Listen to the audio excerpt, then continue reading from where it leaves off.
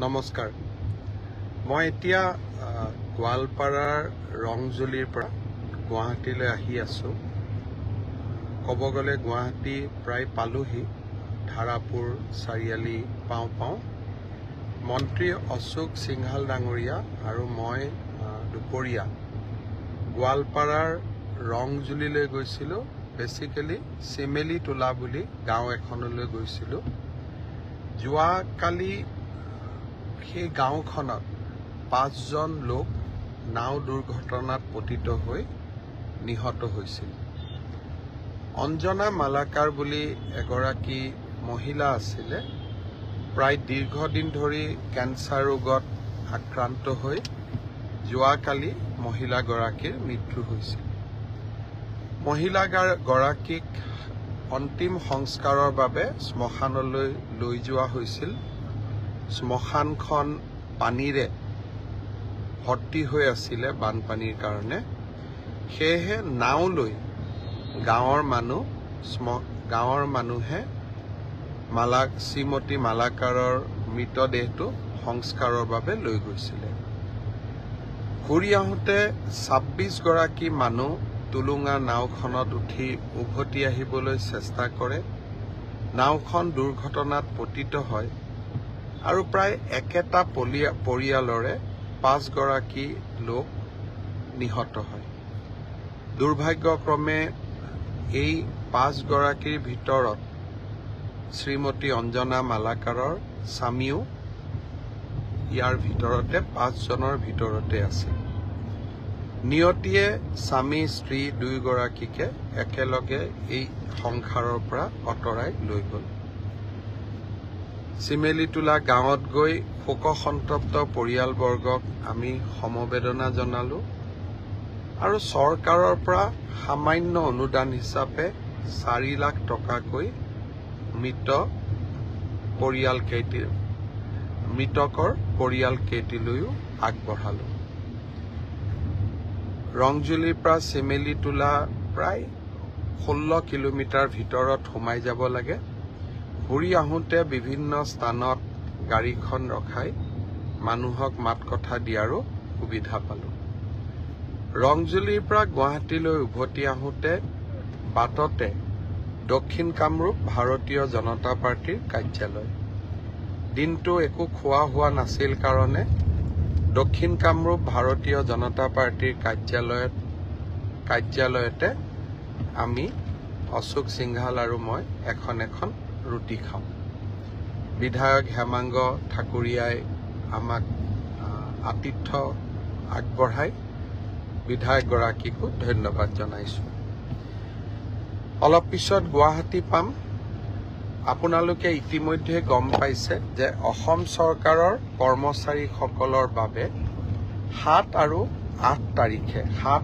8 নৱেম্বৰ তাৰিখে আমি মাতৃ পিতৃ বন্দনাৰ বাবে 2 দিন ছুটি দিছো 7 আৰু 8 তাৰিখ চৰকাৰে ছুটি দিছে 9 তাৰিখ ছট পূজা 10 আৰু 11 তাৰিখ শনিবাৰ আৰু ৰবিবাৰ এক কথাত ক'বলৈ গ'লে 7 তাৰিখৰ পৰা 11 তাৰিখ 5টা দিন চৰকাৰী কৰ্মচাৰীসকলে বন্ধ পাব মাতৃ পিতৃ বন্দনাৰ উদ্দেশ্য হ'ল এই 5 দিন আমি যদি আগতীয়াকৈ পৰিকল্পনা কৰোঁ মোৰ মা মোৰ দেউতা মোৰ শহুৰ মোৰ শাহু আমি বিভিন্ন মন্দিৰ তীৰ্থস্থান বা পৰ্যটনস্থলীলৈ আমি লৈ যাব পাৰোঁ পিতৃ মাতৃয়ে আমাক ডাঙৰ দীঘল কৰে পিতৃ মাতৃৰ কৃপাতেই আমি জীৱনত সফলতা লাভ কৰোঁ ব্যস্ত জীৱনৰ মাজত কেতিয়াবা পিতৃ মাতৃক আমি সময় দিব নোৱাৰোঁ যোৱা 3টা বছৰ এই মাতৃ পিতৃ বন্দনাৰ কাৰ্যসূচী ৰাজ্য চৰকাৰে হাতত লৈছিল আৰু বহুতো লোকে গাঁৱৰ ঘৰলৈ উভতি গৈও বহুতো চৰকাৰী কৰ্মচাৰীয়ে দেউতাক মাকৰ লগত এই 5টা দিন সময় কটোৱাৰ ফটো আমালৈ পঠিয়াইছিল বহুতে মোক প্ৰশ্ন কৰে যে ব্যক্তিগত কোম্পানীত কাম কৰা সকলে সুবিধা কিয় নাপায় মই আশা কৰোঁ যে চৰকাৰে যেনেকৈ আমাৰ কৰ্মচাৰীসকলক এই সুবিধা দিছে একে সময়তে ব্যক্তিগত কোম্পানীৰ স্বত্বাধিকাৰসকলেও এনেকুৱা যদি সুবিধা তেওঁলোকৰ কৰ্মচাৰীসকলকো দিয়ে আৰু বিনা বেতন নকটাকৈ যদি এই সুবিধা দিয়ে আমাৰ সমাজখনত মাতৃ পিতৃ বন্দনা এক সুন্দৰ নিয়মলৈ পৰিণত হ'ব। মই আজি সকলোকে আহ্বান জনাম বিশেষকৈ বেচৰকাৰী কোম্পানী প্ৰাইভেট কোম্পানীৰ স্বত্বাধিকাৰসকলক পাৰিলে আপোনালোকেও 7 আৰু 8 তাৰিখে কৰ্মচাৰীসকলক ছুটি দিব। মই দাবী কৰিব নোৱাৰো, কিন্তু আপোনালোকক মই বিনম্ৰতাৰে সৈতে অনুৰোধ জনাম।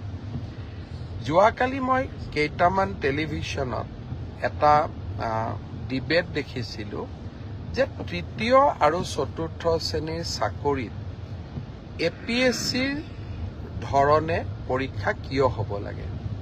দৰাচলতে আসল কথাটো হ'ল যে আমি APSCৰ ষ্টেণ্ডাৰ্ডৰ প্ৰশ্ন কাটিব খোজা নাই। APSCৰ ধৰণৰ পৰীক্ষা তাৰমানে প্ৰথম প্ৰিলিমছ হ'ব, তাৰ পিছত মেইনছ হ'ব আৰু তাৰ পিছত আমাৰ ভাইবা হ'ব। কিন্তু পৰীক্ষাৰ প্ৰশ্নৰ ষ্টেণ্ডাৰ্ড চতুৰ্থ শ্ৰেণীৰ কাৰণে APSCৰ দৰে নহয়। পৰীক্ষাৰ প্ৰশ্নৰ ষ্টেণ্ডাৰ্ড মেট্ৰিকৰ দৰে হ'ব, হায়াৰ ছেকেণ্ডেৰীৰ দৰে হ'ব। তেনেকে তৃতীয় শ্ৰেণীৰ কাৰণেও আমি এই ধৰণৰ যিটো পৰীক্ষাৰ বাবে প্ৰয়োজনীয় অৰ্থাৎ গ্ৰেজুৱেশ্যন যাৰ কোৱালিফিকেশ্যন তাৰ বাবে সিলেবাছ গ্ৰেজুৱেশ্যন হ'ব, হায়াৰ ছেকেণ্ডেৰী যাৰ সিলেবাছ তাৰ সিলেবাছ হায়াৰ ছেকেণ্ডেৰী হ'ব। কিন্তু আমি এটা প্ৰস্তাৱ দিছিলোঁ যে এইবাৰ ADREৰ পৰীক্ষা প্ৰিলিমছ হওক, মেইনছ হওক আৰু ইণ্টাৰভিউ হওক। কিয় কৈছিলোঁ আপোনালোকে জানি আচৰিত হ'ব যে 7,000 পোষ্টৰ ভিতৰত এটা পোষ্ট আছে যাৰ কোৱালিফিকেশ্যন হায়াৰ ছেকেণ্ডাৰী আৰু সেই শিতানত 3,700 পোষ্ট আছে। তাৰ বিপৰীতে 11 লাখ ল'ৰা ছোৱালীয়ে আবেদন কৰিছে।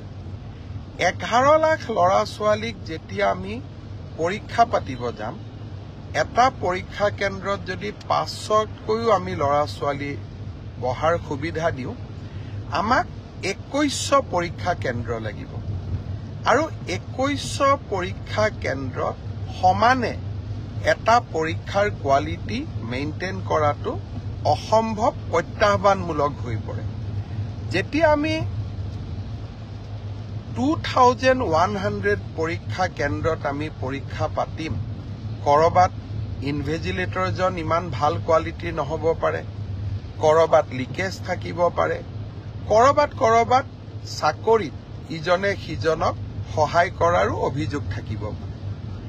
যদি আমি প্ৰিলিমছত এই অভাৱ বা অভিযোগ যিসমূহ থাকিসমূহৰ পৰা আমি যেতিয়া প্ৰিলিমছৰ পৰীক্ষাৰ ফলাফল দিম, প্ৰিলিমছত 1 লাখ ল'ৰা ছোৱালীয়ে পাছ কৰিব আৰু 1 লাখ ল'ৰা ছোৱালীক আমি যেতিয়া মেইনছ পৰীক্ষা পাতিম, তেতিয়া তাত পৰীক্ষাৰ কোৱালিটিটো আমি খুব সূক্ষ্মভাৱে মেইনটেইন কৰিব পাৰিম। অৰ্থাৎ শেষলৈ গৈ যোনে চাকৰি পাব, তাত কোনো ধৰণে কোনো কেণ্ডিডেটে কম্প্ৰমাইজ কৰি চাকৰি পোৱাৰ সুবিধা নাথাকে। সেইকাৰণে UPSCৰ পৰীক্ষাই হওক, APSCৰ পৰীক্ষাই হওক, 3টা তৰপত পৰীক্ষা পাতে। পৰীক্ষাৰ প্ৰশ্ন কাকতবোৰ APSC UPSCৰ দৰে নহয়। দুজন মানে কৈ আছে চতুৰ্থ শ্ৰেণীৰ কাৰণে APSCৰ দৰে পৰীক্ষা কিয় হ'ব লাগে। চতুৰ্থ শ্ৰেণীৰ ইণ্টাৰভিউত APR জনে ক্লাছ 10ৰ ষ্টেণ্ডাৰ্ডে পৰীক্ষাৰ প্ৰশ্নৰ উত্তৰ দিব, কিন্তু প্ৰিলিমছ আৰু মেইনছৰ মাজেদি যেতিয়া সৰকি আহিব, তেতিয়া চাকৰি যোগ্যজনে পাব।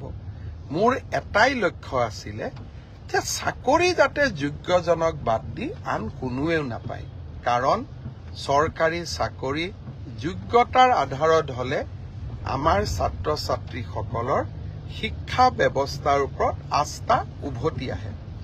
যোৱাবাৰ আমাৰ এটা পৰীক্ষাত কেণ্ডিডেট আছিল 6 লাখ, এইবাৰ এটা পৰীক্ষাত হ'ব আমাৰ কেণ্ডিডেট 11 লাখ। প্ৰিলিমছ মেইনছৰ মাজেদি আমি আহিলে আমাৰ বহুখিনি চেক এণ্ড বেলেঞ্চ আমি কৰিব পাৰিলোহেঁতেন। কিন্তু যি নহওক, মই বিশ্বাস কৰোঁ যে চৰকাৰৰ সিদ্ধান্ত যিমান হওক আমি বিতৰ্কৰ ঊৰ্ধত ৰাখিব লাগে। দুই এজন ৰাজনৈতিক দলেই হওক বা আমাক বেয়া পোৱা দুই এজন ব্যক্তিয়ে হওক, চৰকাৰৰ প্ৰতিটো কথাতে তেওঁলোকে বিতৰ্ক হোৱাটো বিচাৰে। আৰু বিতৰ্কৰ পৰা তেওঁলোকৰ যে কিবা লাভ হয় এনেকুৱা নহয়, যেন বিতৰ্ক কৰি চৰকাৰখনৰ ভাল প্ৰচেষ্টাসমূহকো তেওঁলোকে যাতে কৰবাত নিগেটিভিটিলৈকে ৰূপান্তৰ কৰিব পাৰে। সেইবাবে ময়ো সাৱধানে থাকিব খুজিছোঁ। এইবাৰ আমি প্ৰিলিমিনাৰী পৰীক্ষা নাপাতো, মেইনছ আৰু ভাইভা ভচিৰ মাজেদিয়ে আমি পৰীক্ষাৰ ৰিজাল্ট দিম। অৱশ্যে 11 লাখ ছাত্ৰ ছাত্ৰীয়ে যেতিয়া 2100 পৰীক্ষা কেন্দ্ৰত পৰীক্ষা দিব, ই এটা ভীষণ প্ৰত্যাহ্বানমূলক হ'ব। কেনেকৈ পৰীক্ষা পাতিব পাৰিম, 2100 স্কুল কলেজ, ই এটা ডাঙৰ প্ৰত্যাহ্বান হ'ব। চৰকাৰী বিষয়াসকলে এই বিষয়ে আলাপ আলোচনা আৰম্ভ কৰিছে। ৰাইজৰো সহযোগিতা লাগিব। কি ধৰণে পৰীক্ষাটো বিতৰ্কৰ ওপৰত ৰাখিবৰ কাৰণে ৰাইজৰো আমি সহায় ল'ব পাৰোঁ, তাৰ বিষয়ে আমি চিন্তা চৰ্চা কৰিছোঁ। সময়ত আমি আপোনালোকক ক'ম। 3 অক্টোবৰৰ পৰা পুলিচৰ ইণ্টাৰভিউ আৰম্ভ হ'ব। তাত এনেকুৱা কোনো অসুবিধা নাই, যোৱাবাৰ যেনেকৈ নিযুক্তি হৈছিল এইবাৰো হ'ব। আৰু শিক্ষকৰ নিযুক্তিৰ ক্ষেত্ৰতো আমি ইতিমধ্যে ব্যৱস্থা আৰম্ভ কৰিছোঁ আৰু ইয়াতো বহুত বেছি বিতৰ্কৰ অৱকাশ নাই। আৰু এইবিলাকত নিশ্চিত কোৱালিফিকেশ্যন লাগে কাৰণে কেণ্ডিডেটৰ সংখ্যাও কম। কিন্তু তৃতীয় আৰু চতুৰ্থ শ্ৰেণীত এইবাৰ অসম্ভৱ প্ৰাৰ্থীয়ে আবেদন কৰিছে। সৰ্বমুঠ 18 লাখ আবেদন এই 14,000 পোষ্টৰ কাৰণে আমাৰ ওচৰলৈ আহিছে। যি কি নহওক, দুই এজনে সুধি আছে যে চিলেবাছ কেতিয়া দিব। মই অহা পৰহি বা মেক্সিমাম 4 দিনৰ ভিতৰত চিলেবাছ দুখন প্ৰকাশ কৰিবৰ বাবে মই ৰিক্ৰুটমেণ্ট কমিশ্যনক নিৰ্দেশ দিছোঁ। আৰু মই ভাবোঁ যে ইয়াৰ পিছত এই পৰীক্ষা সম্পৰ্কীয় আপোনালোকে যি কথা বুজিব খোজে, জানিব খোজে, ইয়াৰ পিছত ৰিক্ৰুটমেণ্ট কমিশ্যনে আপোনালোকক জনাই থাকিব। মই মুখ্যমন্ত্ৰী হিচাপে এই প্ৰক্ৰিয়াটোৰ পৰা খুব প্ৰয়োজন নহ'লে আজিৰে পৰা আঁতৰত থকাটো উচিত হ'ব। অৱশ্যে ক'ৰবাত ভুল ভ্ৰান্তি থাকিলে, ক'ৰবাত কিবা বুজাত অসুবিধা হ'লে, ক'ৰবাত স্পষ্টীকৰণৰ প্ৰয়োজন হ'লে নিশ্চয় মই আপোনালোকক এই ধৰণে ফেচবুক লাইভে হওক বা সাংবাদিক মেলত আহি আপোনালোকক মই বুজাবৰ বাবে বা আপোনালোকক চৰকাৰৰ স্থিতি স্পষ্ট কৰিবৰ বাবে মই চেষ্টা কৰিম। বানপানী গোটেইকেইখন নদীতে পানী কমিছে। এক প্ৰকাৰ আজি পাছিঘাটক বাদ দি ব্ৰহ্মপুত্ৰ বিপদসীমাৰ তলেদিয়ে বৈ আছে। উপনদীসমূহৰো পানী কমিছে। এতিয়া ইয়াৰ পিছত আমি বান সাহায্য বা পুনৰ সংস্থাপনৰ কামত আমি নিজক আত্মনিয়োগ কৰিম। চাওঁতে চাওঁতে গুৱাহাটী পালোহি, ISBT পালোহি, হাইৱেৰ ওচৰ পালোহি। আজিলৈ আপোনালোকক ইমানেই জনাইছোঁ। ৰহাৰ কাষত চুঙাল বলহু গড়ত আমি এটা সুন্দৰ পৰ্যটনৰ এটা প্ৰকল্প স্থাপন কৰি আছোঁ। অহাকালি যদি সময় পাওঁ এবাৰ ৰহালৈ যোৱাৰ বাবেও চেষ্টা কৰিম।